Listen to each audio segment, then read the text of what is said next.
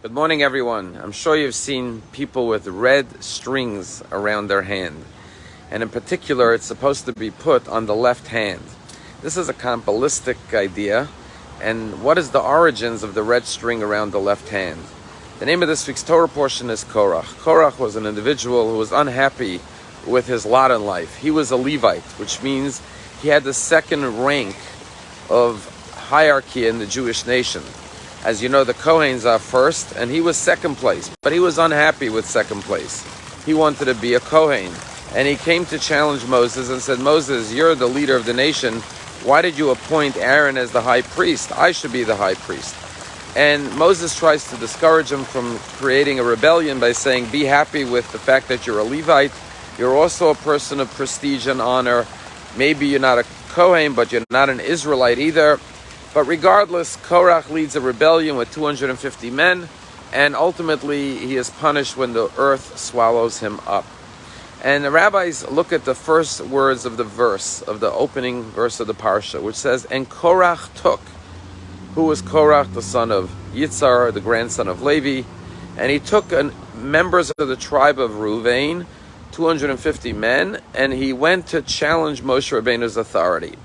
And the opening verse says, and Korach took these 250 men. It should have said, and Korach gathered, he assembled, he influenced. What does it say he took? And our rabbis say that was his sin. The first sin of Korach was that he was a taker, not a giver. He was looking for prestige, he was looking for honor. He came with these challenges, but they were all motivated by a desire to take. In other words, in life you could be a giver or a taker, primarily. And Korach was a person who was always looking to take. As a matter of fact, everything in life can be done in a way of giving or taking. Take even love. There's nothing more sublime than love. But there's good love and bad love. There is a subjective love and objective love. Subjective love is like, I love this car, I love this restaurant, I love this steak. Doesn't mean you love the steak. It doesn't mean you love the car. It means you love the taste of the steak. You love the feeling of driving the car. You love this beautiful piece of art because of how it makes you feel. You're not giving in that love. You're just taking in that love. As opposed to if you say, I love you.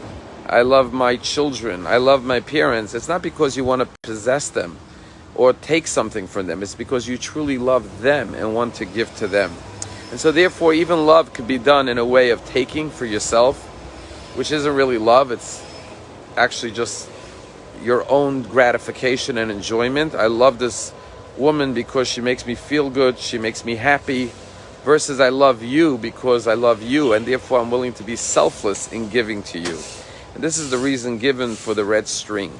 In Kabbalistic teachings, the right hand represents giving. The left hand represents taking. The red string is to ward off an evil eye. What does a red string have to do with an evil eye? Because when you give someone the evil eye, you want to take from them. You're envious of them, like Korach. Like, why do they have that and I don't have this? And you give them an evil eye. When you see the red string on the left hand, it tells you, restrain your power of taking. Realize that not everything out there is for your taking. And therefore, be content with what you have and decide to be a giver, not to be a taker like Korach, like the word says, Vayikach. Korach was out to take. It's a story in the Talmud about the great rabbi whose name was Rabbi Judah the Prince, Rabbi, known as Rabbi. He was the codifier of the entire Mishnah. And he lived in the 2nd century CE.